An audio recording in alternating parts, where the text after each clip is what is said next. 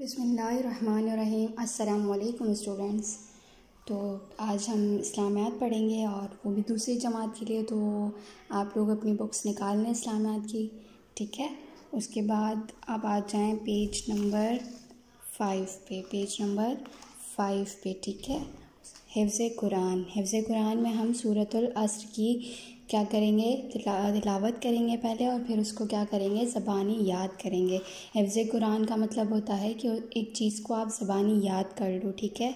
तो इस सूरत को हम क्या कहते हैं, सूरतुल अस्र, ठीक है। अब आप मेरे साथ पढ़ें, बिस्मिल्लाहिर्रहमानिर्रहीम, बिस्मिल्लाहिर्रहमानिर्रहीम। वल अस्र इन्नल इंसाना लफ़ी खुस्र इल्लल्लज़ीना आमनू व आमिलुस्सॉलिहाति व तवासौ बिलहक्की व तवासौ बिस्सब्र। मैं एक और बार पढ़ा देती हूँ आपको, ठीक है। मेरे साथ पढ़ें, बिस्मिल्लाहिर्रहमानिर्रहीम।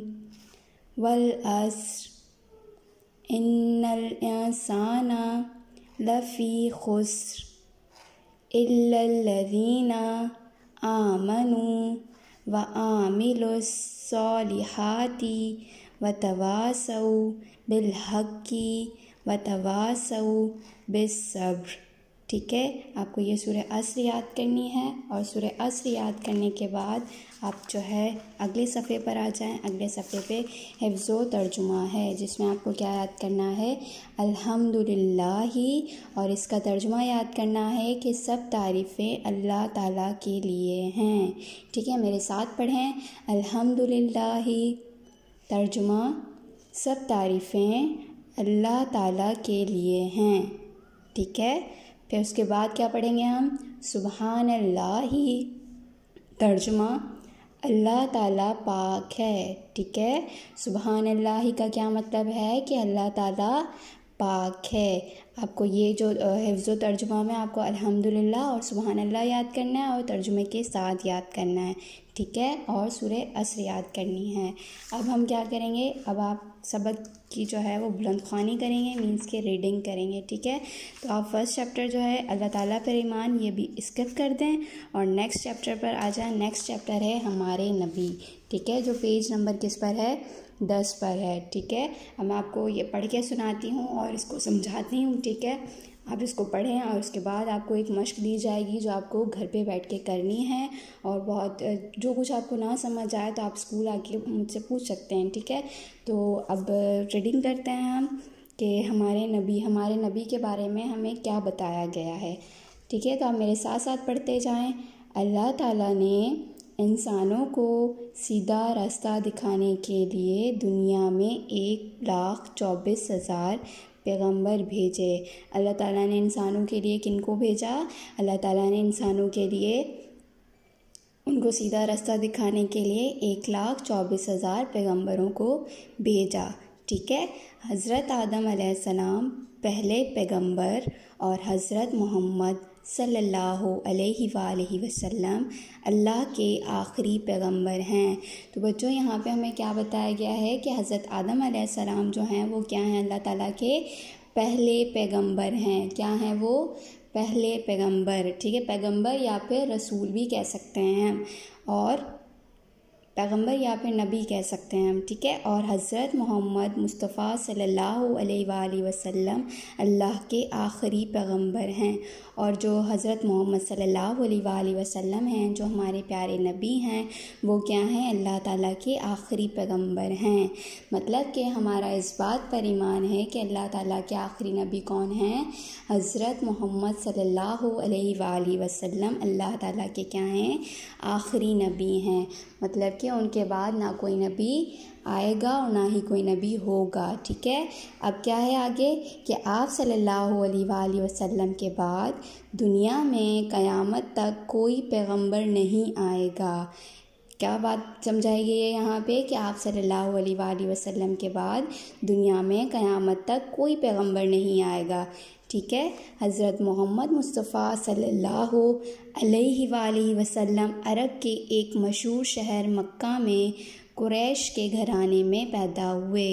हमारे प्यारे नबी हज़रत मोहम्मद सल्लल्लाहु अलैहि वसल्लम अरब के एक मशहूर शहर, ठीक है, जिसे हम क्या कहते हैं, मक्का कहते हैं, वहाँ पैदा हुए। और वो किस ख़ानदान से ताल्लुक़ रखते थे, मतलब किस घराने से उनका ताल्लुक़ था, कुरैश घराने से उनका ताल्लुक़ था, मतलब कि वो कुरैश घराने में पैदा हुए। चलिए अब आगे पढ़ते हैं कि आप सल्लल्लाहु अलैहि वसल्लम के वालिद का नाम जनाब अब्दुल्ला और वालिदा का नाम बीबी आमिना था। क्या था उनके वालिद का नाम, हज़रत अब्दुल्ला, और उनकी वालिदा का नाम क्या था, बीबी आमना। तो ये तो आपको पता ही होगा कि हमारे प्यारे नबी सल्लल्लाहु अलैहि वसल्लम के वालिद का नाम क्या था, हज़रत अब्दुल्ला, और वालिदा का क्या नाम था, बीबी आमना। ठीक है। आप सल्लल्लाहु अलैहि वसल्लम पैदाइश से पहले ही यतीम हो गए थे, मतलब कि आप सल्लल्लाहु अलैहि वसल्लम जब पैदा हुए तो उनके वालिद का इंतकाल हो चुका था। तो आप सल्लल्लाहु अलैहि वसल्लम पैदाइश से पहले ही क्या हो गए थे, यतीम हो गए थे। आप सल्लल्लाहु अलैहि वसल्लम की परवरिश आप सल्लल्लाहु अलैहि वसल्लम के दादा और चचा ने की। तो यहाँ पे किस चीज़ का बताया गया है कि आप सल्लल्लाहु अलैहि वसल्लम की जो परवरिश है वो किसने की, उनके दादा और उनके चचा ने की। ठीक है। आप सल्लल्लाहु अलैहि वसल्लम 40 साल के हुए तो अल्लाह ताला ने आप सल्लल्लाहु अलैहि वसल्लम को सारी दुनिया के लिए अपना आखिरी रसूल बनाकर भेजा और आप सल्लल्लाहु अलैहि वसल्लम पर कुरान पाक नाजिल फरमाया। अब यहाँ पे हमें क्या बताया जा रहा है कि हमारे जो नबी हैं वो 40 साल के जब हुए थे तो अल्लाह ताला ने आपको क्या किया कि सारी दुनिया के लिए आखिरी रसूल बनाकर भेजा। और आप पर क्या किया, कौन सी किताब नाजिल फरमाई, कुरान पाक नाजिल फरमाई। ठीक है। आपने सारी दुनिया को कुरान पाक की तालीम दी और लोगों को बताया कि अल्लाह एक है, अल्लाह के तमाम रसूल सच्चे हैं। आप सल्लल्लाहु अलैहि वसल्लम ने लोगों को क्या बताया कि सारी दुनिया को ये बताया कि अल्लाह एक है और अल्लाह के तमाम रसूल क्या हैं, सच्चे हैं। क्योंकि उस वक्त जो है काफिर थे, वो आप सल्लल्लाहु अलैहि वसल्लम को बहुत परेशान करते थे और उन्हें बहुत बुरे बुरे अल्फाज से पुकारा करते थे। तो नबी पाक सल्लल्लाहु अलैहि वसल्लम ने उन्हें क्या बताया कि अल्लाह के तमाम रसूल सच्चे हैं। ठीक है। 5 वक्त की नमाज अदा करो, ये उन्होंने उनको क्या किया, हुक्म दिया कि 5 वक्त की नमाज अदा करो, रमज़ान के रोज़े रखो, ज़कात अदा करो और खाना काबा का हज करो। किस चीज़ का जिक्र हो रहा है यहाँ पे बच्चों, यहाँ पे नमाज की अदायगी का जिक्र हो रहा है, रमज़ान के रोज़े रखने की तलकीन की जा रही है और ज़कात अदा करने का कहा जा रहा है। और क्या कहा जा रहा है कि खाने काबा का हज करो। आप सब तो जानते ही होंगे कि हज अदा करने के लिए हम कहाँ जाते हैं, हम खाना काबा ही जाते हैं हज अदा करने के लिए। तो हज अदा करने का एक अल्लाह ताला ने मखसूस महीना भी मुकर्रर किया हुआ है। जैसे कि आप अभी कुछ दिनों बाद हमारे दरमियान जो है वो ईद उल अज़हा आने वाली है, तो ईद उल अज़हा के बारे में भी आप जानते होंगे कि जो हज होता है वो कब होता है, वो इसी महीने में होता है। इसी महीने में होता है ना कि ज़ुल्हज के महीने में हम क्या करते हैं, पहले हज की अदायगी होती है और उसके बाद हम क्या करते हैं, ईद मनाते हैं कुर्बानी करके। ठीक है। इस बारे में भी मैं आपको एक वाक़या बताऊंगी, पर अभी हम किसके बारे में पढ़ रहे हैं, अभी हम हमारे नबी के बारे में पढ़ रहे हैं। तो प्यारे बच्चों, हमारे प्यारे नबी हज़रत मोहम्मद सल्लल्लाहु अलैहि वसल्लम दुनिया के तमाम इंसानों में सबसे अच्छे इंसान हैं। तो हमारे प्यारे नबी यहाँ पे किसकी बात की जा रही है कि हमारे नबी जो है वो दुनिया के तमाम इंसानों में सबसे अच्छे हैं। मतलब कि यहाँ पूरी दुनिया की बात की जा रही है कि हमारे नबी जैसा ना कोई था और ना कोई हो सकता है। तो वो सब तमाम इंसानों से क्या थे, अच्छे इंसान हैं। ठीक है। आप सल्लल्लाहु अलैहि वसल्लम के अखलाक दुनिया के तमाम इंसानों के लिए बेहतरीन नमूना हैं। आप सल्लल्लाहु अलैहि वसल्लम के अखलाक की बात की जा रही है कि वो क्या हैं, दुनिया के तमाम इंसानों के लिए एक बेहतरीन नमूना है। मतलब कि हमें क्या करना चाहिए, हमें उनके बारे में जो है पढ़ना चाहिए कि वो कैसे रहते थे। हमें कुरान पाक पढ़ना चाहिए। कुरान पाक में नबी पाक सल्लल्लाहु अलैहि वसल्लम की ज़िंदगी के बारे में बहुत कुछ लिखा है। तो हमारे नबी क्या थे, तमाम इंसानों के लिए बेहतरीन नमूना हैं। आप सल्लल्लाहु अलैहि वसल्लम दोस्तों ही से नहीं बल्कि दुश्मनों और ग़ुलामों के साथ भी नरमी से पेश आते थे। अब यहाँ किसकी बात की जा रही है कि वो सिर्फ दोस्तों से नहीं, वो दुश्मनों और ग़ुलामों के साथ भी नरमी से पेश आते थे। जब वो उनसे नरमी से पेश आते थे तो वो दोस्तों के साथ तो बहुत अच्छा रहते होंगे, बहुत अच्छे सलूक से रहते होंगे।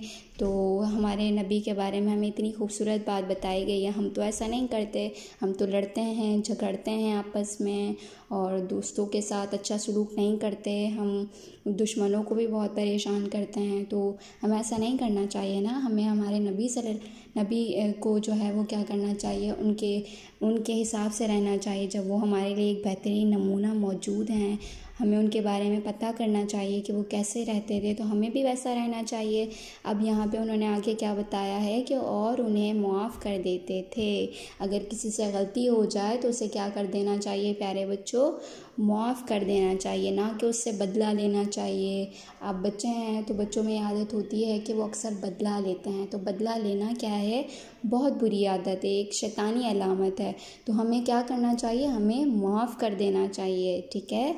आप सल्लल्लाहु अलैहि वसल्लम के कई दुश्मन आप सल्लल्लाहु अलैहि वसल्लम के साथ अच्छे अखलाक की वजह से मुसलमान हो गए थे। अब यहाँ देखें कि कितनी खूबसूरत बात की गई है कि आप सल्लल्लाहु अलैहि वसल्लम के ऐसे दुश्मन भी थे जो क्या थे, उनको बहुत परेशान करते थे। पर जब आप सल्लल्लाहु अलैहि वसल्लम उनसे बदला नहीं लेते थे तो वो क्या हो गए, वो जो दुश्मन थे वो उन्होंने इस्लाम कबूल कर लिया और क्या हो गए, मुसलमान हो गए। ठीक है, मुसलमान हो गए। आप सल्लल्लाहु अलैहि वसल्लम रहमतुल आलमीन हैं। वो क्या हैं, हमारे मतलब के दीन के लिए एक रहमत बनाकर भेजे गए। आप सल्लल्लाहु अलैहि वसल्लम सिर्फ इंसानों के साथ ही नहीं बल्कि जानवरों पर भी रहम किया करते थे। अब यहाँ देखें, हम एक बेज़बान जानवर को बहुत परेशान करते हैं। देखा जाए तो बच्चों में आदत होती है कि हम क्या करते हैं, अक्सर बिल्ली जा रही होती है हम उसे मार देते हैं, बकरी जा रही होती है उसे मार देते हैं। तो हम क्या करते हैं, ये बहुत बुरी आदत होती है। वो बेज़बान जानवर हैं तो हमें उनको परेशान नहीं करना चाहिए, अपने दिल में रहम पैदा करना चाहिए, फिर चाहे आगे इंसान हो या फिर कोई जानवर हो। ठीक है प्यारे बच्चों। अब आगे क्या लिखा है कि रसूल पाक सल्लल्लाहु अलैहि वसल्लम बहुत सादा ज़िंदगी गुजारते। आप अपना काम काज अपने हाथों से करते, मस्जिद अपने हाथ से साफ़ करते। आप सल्लल्लाहु अलैहि वसल्लम अपनी सादा ज़िंदगी से मुसलमानों के लिए अमली नमूना कायम फरमाते थे। आप सल्लल्लाहु अलैहि वसल्लम सादा खाना खाते, जो खाना सामने रखा होता उसे कभी बुरा नहीं कहते और हमेशा बिस्मिल्लाहिर्रहमानिर्रहीम पढ़कर दाएं हाथ से खाना शुरू करते थे। ठीक है। अब यहाँ क्या बताया गया है कि रसूल पाक जो है वो क्या थे, बहुत सादा ज़िंदगी गुजारते थे। आप सल्लल्लाहु अलैहि वसल्लम अक्सर अपना काम क्या करते थे, अपने हाथों से करते थे।